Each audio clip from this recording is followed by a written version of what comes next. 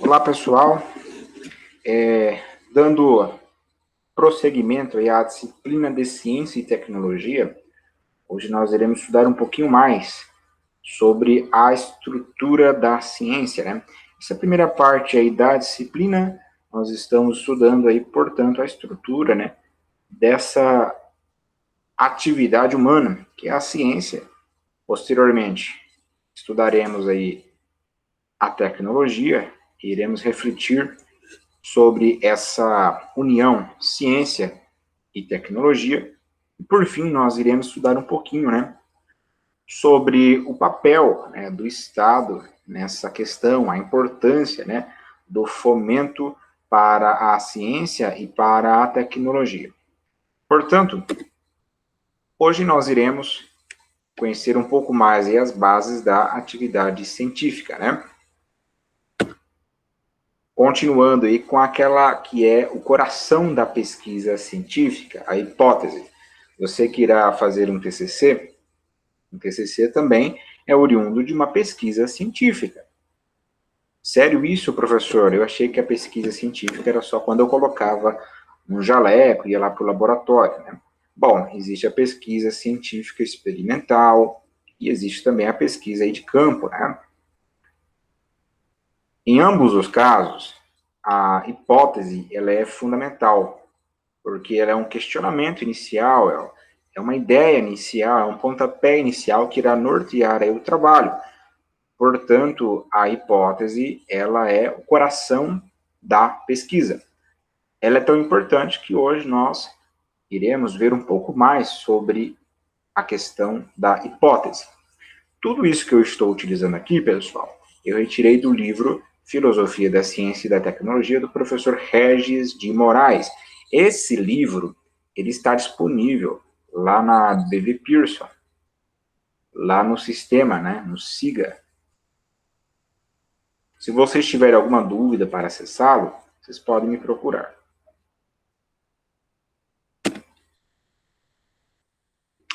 Verdade não é condição necessária às hipóteses, né? Interessante isso, né? Uma hipótese, para você levantar uma hipótese, ela tem que ser verdadeira, né? Não, né? Ela tem que ser lógica, ela tem que ter uma coerência científica, né? Você não pode levantar qualquer hipótese. Vamos dar um exemplo bem grotesco, né? Você não pode formular uma hipótese, a seguinte hipótese, por exemplo, uma pesquisa. Um experimento que venha comprovar a existência do mundo espiritual, né? Ou algo do tipo, né?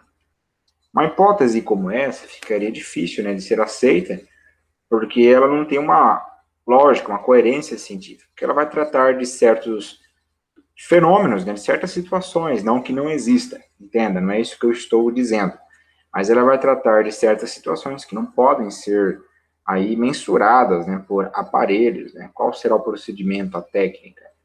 Então, assim, a hipótese, ela não precisa ser verdadeira, mas ela tem que ter uma coerência científica para ser aceita. Por exemplo, né, falando do protagonista e da matéria, o átomo, quando o Rutherford realizou juntamente ali com seus alunos aquele experimento com as partículas alfa, é interessante que ele não viu ali o núcleo, ele não observou e disse, olha lá o núcleo, que legal, as partículas alfa estão do lado, olha, eu vi uma partícula alfa ali, que bacana, né? Não, isso não acontece. Ele montou um experimento no macro e explicou a partir desse experimento o micro. A explicação ela só foi aceita porque ela tinha uma coerência, primeiramente, com os fatos que estavam sendo observados e também uma coerência científica. Então, não poderia ser qualquer explicação. Então, ele deu uma explicação em cima de fatos que foram levantados a partir do experimento e tinha, portanto, uma coerência científica. O Claude Bernard foi um filósofo da ciência do século XIX, né? A filosofia da ciência ela deu uma grande guinada aí no século XX, né? Com os trabalhos, principalmente do Karl Popper, né? Thomas Kuhn. No entanto, já no século XIX, era discutida a filosofia da ciência. Na verdade, anterior a isso, né? próprio Francis Bacon pode ser considerado um filósofo da ciência, né, o pai do método científico. No entanto, as ideias que norteiam os trabalhos de hoje são ideias que surgiram ali no século XX. Para o Claude Bernard, a hipótese é uma ideia antecipada, é o ponto de partida necessário de todo raciocínio experimental. Então tem que existir um problema, tem que existir um questionamento. A gente não faz uma pesquisa do nada, né? É a partir de um problema, a partir de um questionamento. O professor Rubem Alves dizia que o problema nos faz pensar.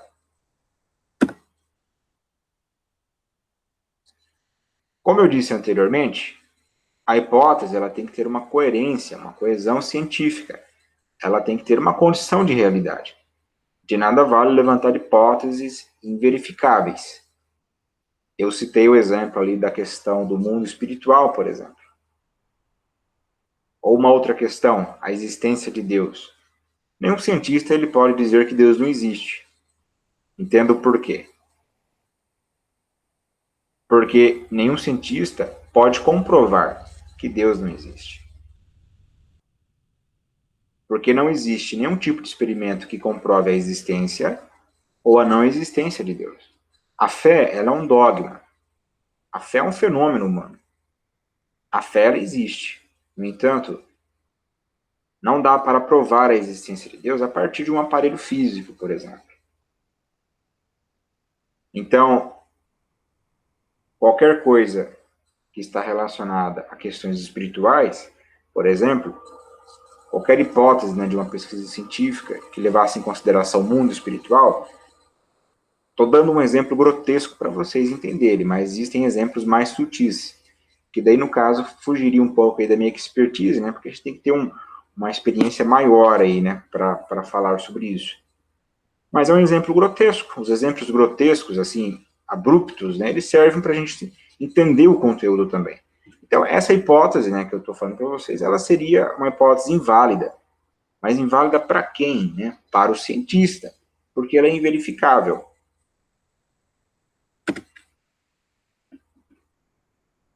As hipóteses, né, dentro das ciências da natureza, como a física e a química, elas trazem uma possibilidade maior de generalização. Lembrando que o método indutivo, nós partimos do particular para o geral.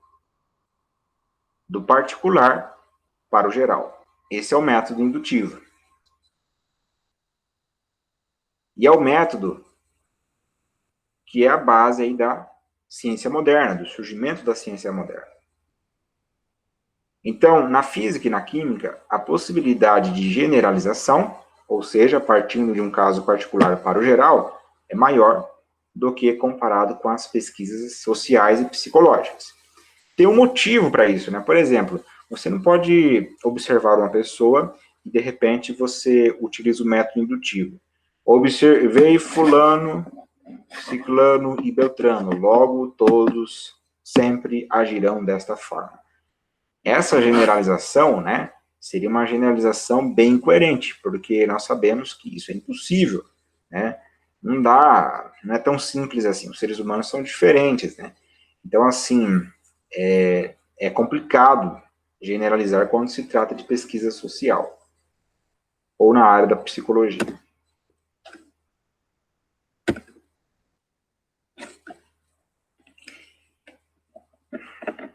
A verificação, né? O que seria isso? Qual é a função da verificação? A verificação está relacionada com a hipótese, né? Sua função, em essência, é ajuizar, dar um veredito, né? O juízo, o veredito, ele pode ser favorável, ele pode não ser favorável, né? Então, a partir do momento que a hipótese é levantada, vem um processo de verificação.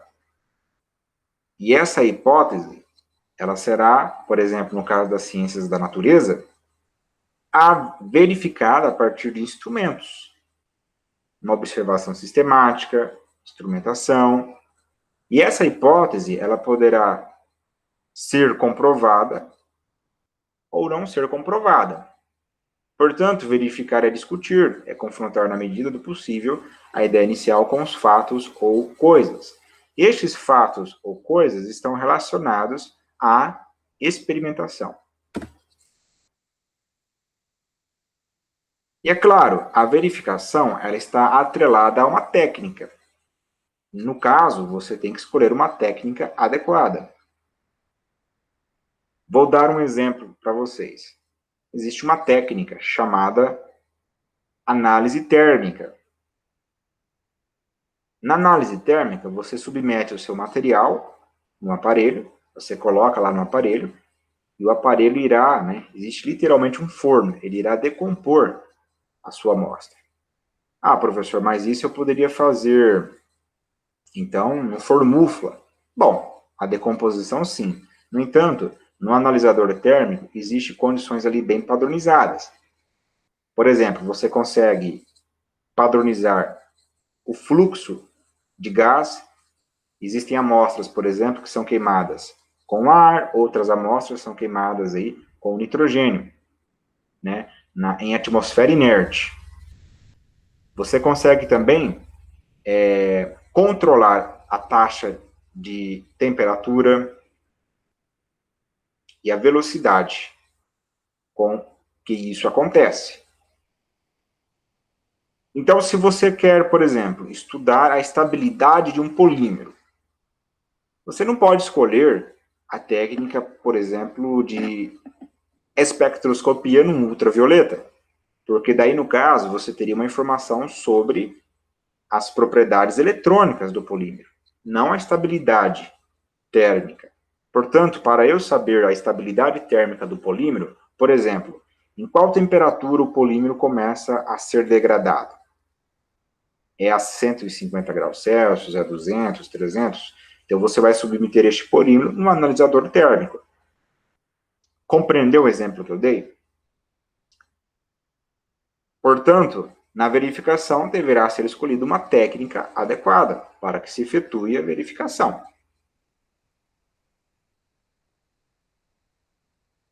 E essa verificação, ela está atrelada à observação sistemática e experimentação também propriamente dita.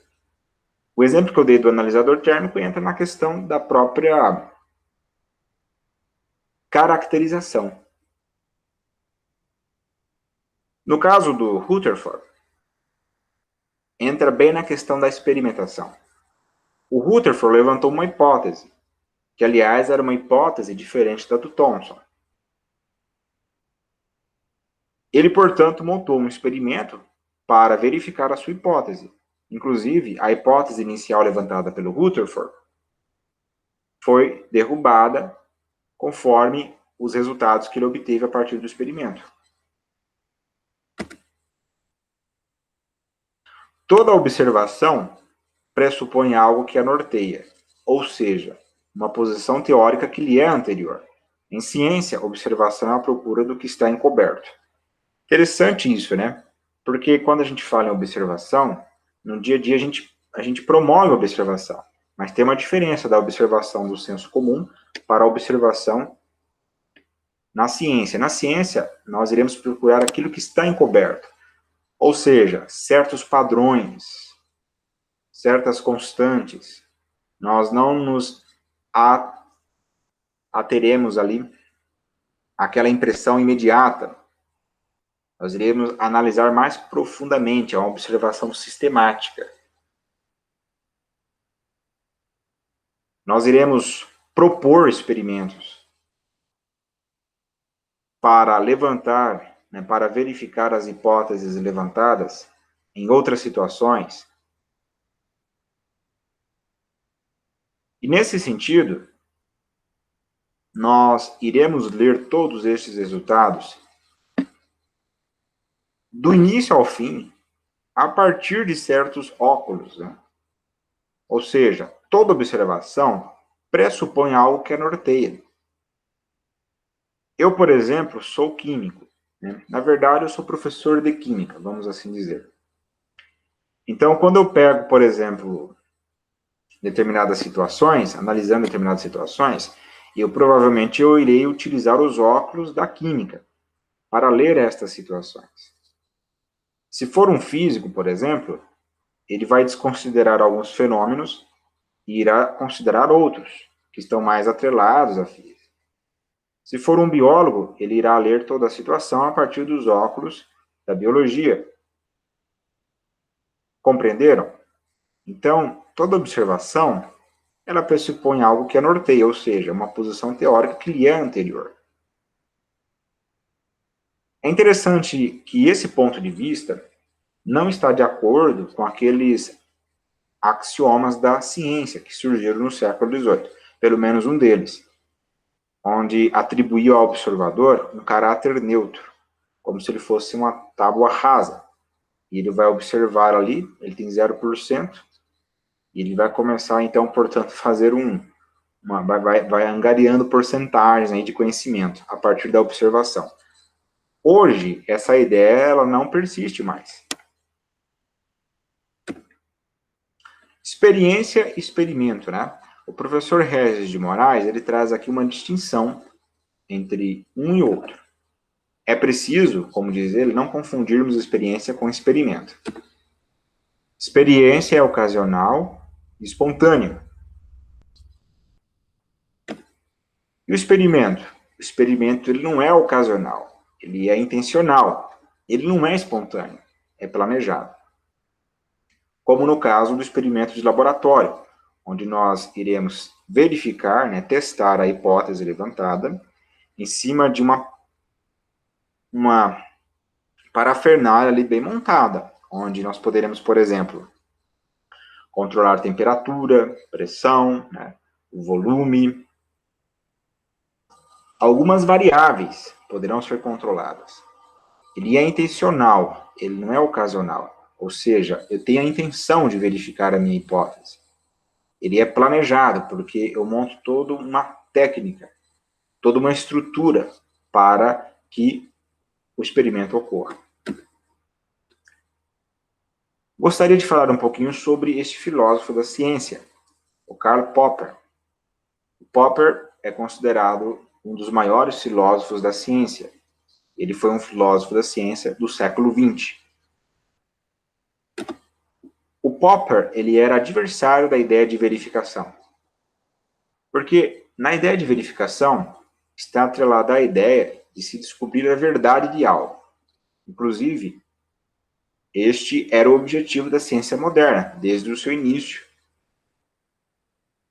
Lá nos axiomas da ciência no século XVIII, como nós estudamos nas aulas anteriores, lá também um dos axiomas é que a ciência busca a verdade. O Karl Popper, ele irá ser, portanto, um adversário desta ideia, da ideia de verificação no sentido de se buscar a verdade. Ele introduz um critério que foi muito estudado, e ainda hoje o é estudado, que é o critério de falseabilidade. No âmbito da lógica, um enunciado científico poderá ser conclusivamente falseado, embora não possa ser conclusivamente verificado. Para ele, a verificação no sentido de buscar uma verdade, ela não subsiste. Né? A gente verifica, na verdade, para falsear uma teoria, falsear ali uma hipótese, né? Falsear uma teoria, por exemplo. Eu nunca vou conseguir provar que uma teoria é verdadeira. Essa é a ideia que ele traz. Mas eu poderei um dia provar que ela é falsa.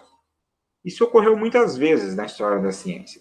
Por exemplo, havia uma teoria chamada teoria do flogisto, e ela explicava, por exemplo, a combustão, né, de corpos materiais. Essa teoria ela resistiu até os trabalhos de Lavoisier. Essa teoria ela explicava uma gama de situações diferentes. No entanto, a partir dos trabalhos de Lavoisier, ficou evidente que esse tal do flogisto não existia e que as reações de combustão, na verdade, elas ocorriam na presença de gás oxigênio. O Lavoisier, utilizando a balança analítica, ele provou, portanto, que o ar ele influenciava na reação química. Portanto, a teoria do flogisto ela foi falsificada. Sendo falsificada, ela foi substituída pela teoria da combustão do Lavoisier. O Popper, ele trazia um exemplo bem interessante. Ele falava o seguinte, ó, você pode ter observado na sua vida sempre, aí eu não me lembro se eram cisnes brancos ou cisnes negros, né? Mas isso nunca vai dizer, por exemplo, se você só observou cisnes negros, isso não quer dizer que você, em um determinado momento, não observa, por exemplo, um cisne branco. Você nunca poderá dizer, logicamente, que não exista um cisne branco, pelo fato de você nunca ter visto um. Talvez você possa concluir que a maioria dos cisnes, pelo menos de uma região determinada, são negros. Mas você nunca poderá dizer que não existam cisnes brancos.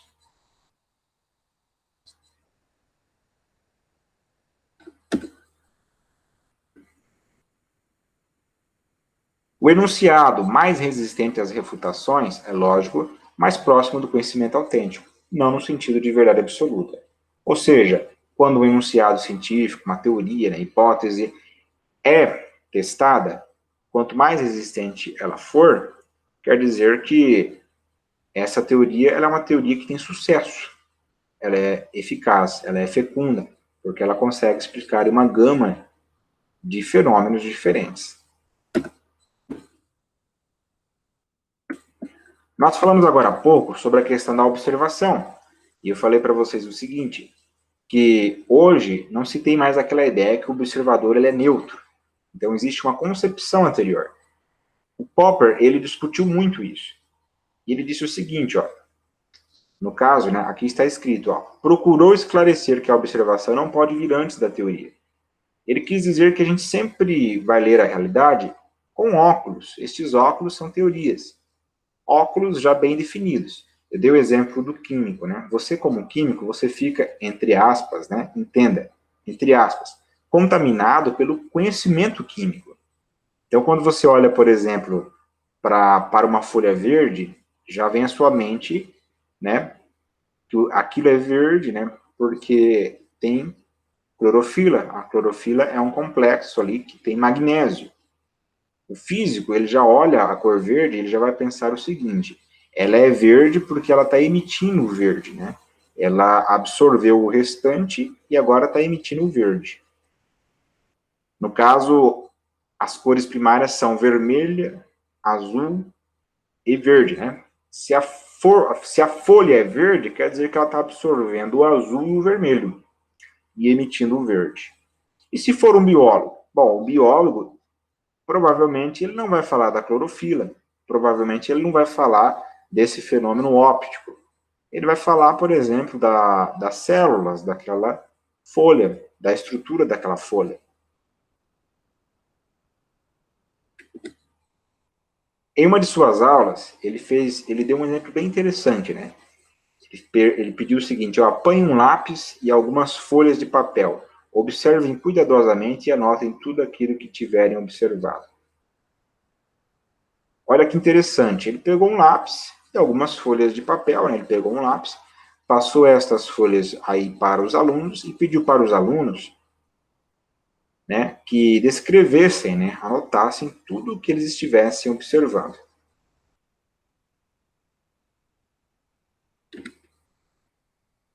Olha o que ele disse. Eles perguntaram, muito naturalmente, o que eu desejava que observassem. É claro que a instrução observem não tem sentido. A observação é sempre seletiva. Para que se efetive, necessita de um objeto escolhido, de uma tarefa definida, de um interesse, de um ponto de vista, de um problema. Então, nós nunca somos, segundo Popper, observadores neutros da realidade do mundo. Quando você observa a natureza, você observa a natureza, sendo químico, a partir dos óculos da química. Você lê a natureza a partir dos óculos da química. Então, se eu te peço algo, eu afunilo isso daí para o conhecimento que a química traz sobre aquele algo. Então, a instrução observe apenas, ela não faz sentido como um observador neutro. Eu sempre vou ter aí uma observação seletiva. Eu sempre vou ter um enfoque.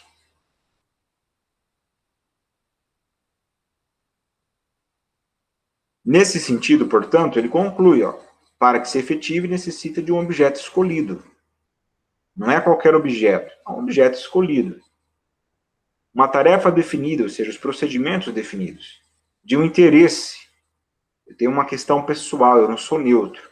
Porque eu trabalho com isso ao invés daquilo? É um interesse pessoal.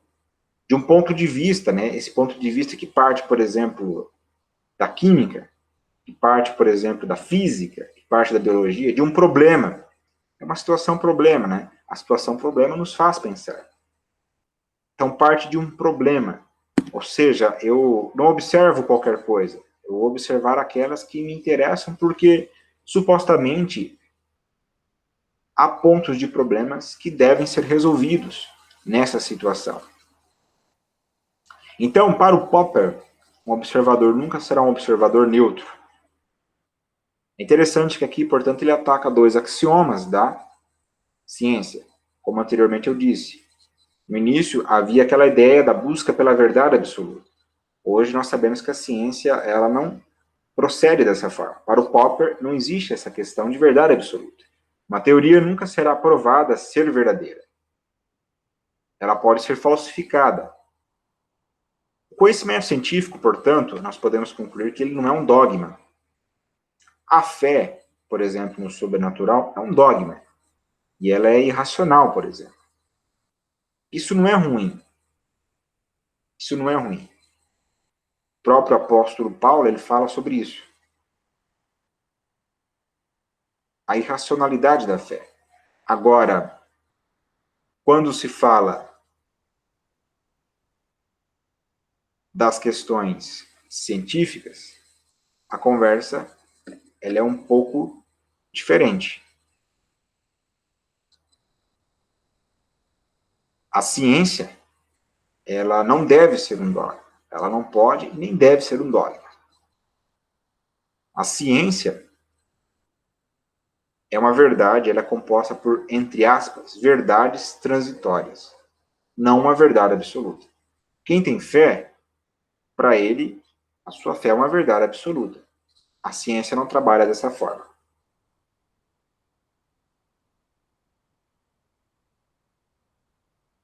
É interessante que no trabalho do Popper, ele vai identificar aí o que é ciência e o que não é ciência, né? Ele vai procurar fazer isso. Por exemplo, para o Popper, conforme estes enunciados que nós lemos aqui das suas teorias, para ele, a área das humanidades, elas não são ciências, né, propriamente dita, né? Algumas áreas, por exemplo, o marxismo, né, para ele não pode ser considerado como uma ciência, por exemplo, porque ele nunca pode ser falsificado, né? Para o Popper, qualquer teoria que não permita a falsificação não é ciência. Entra numa questão de religião, não é um dogma, uma questão de fé.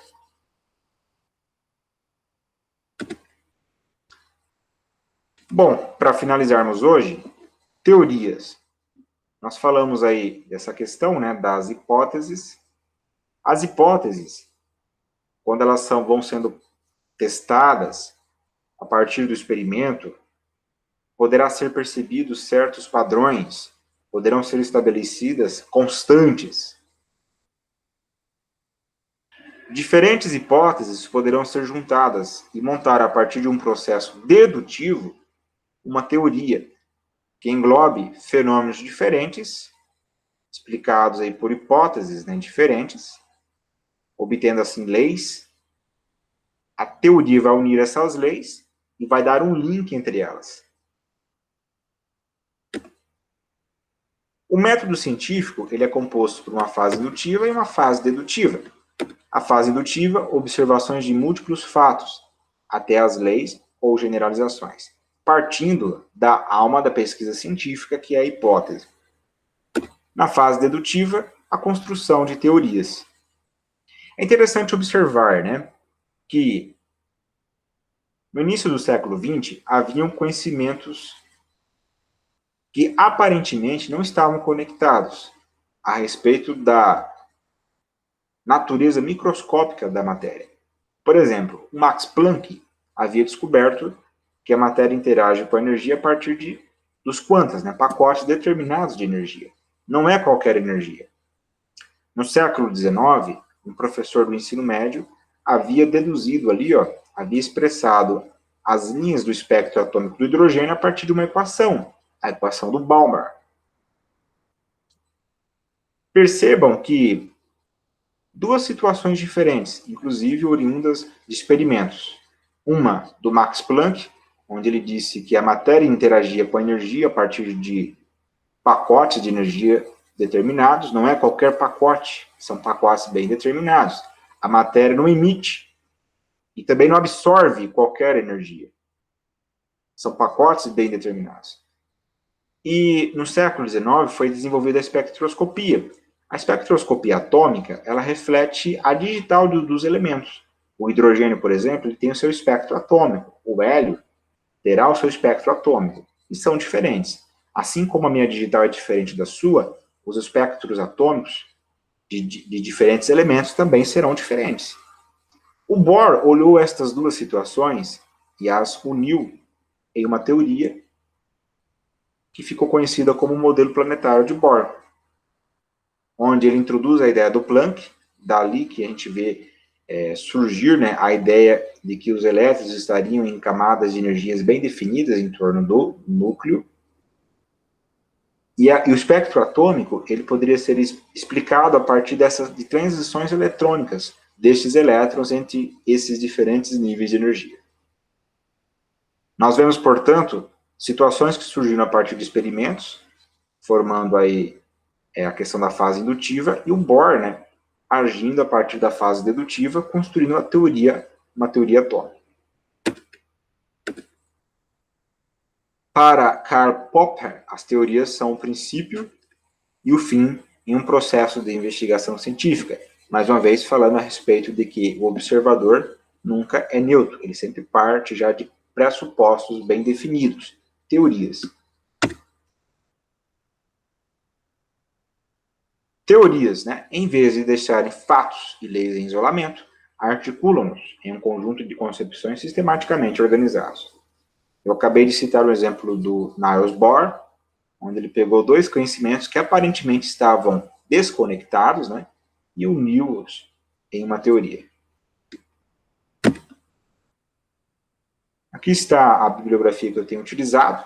Na aula anterior, se eu não me engano, eu utilizei também o livro Filosofia da Ciência, né, Introdução aos Jogos, né, lá do Rubem Alves. E esse livro eu tenho utilizado bastante, ele é um livro muito bacana, está disponível lá na biblioteca virtual do Instituto Federal, que vocês podem ter acesso a partir do sistema acadêmico. Qualquer dúvida, estou à disposição.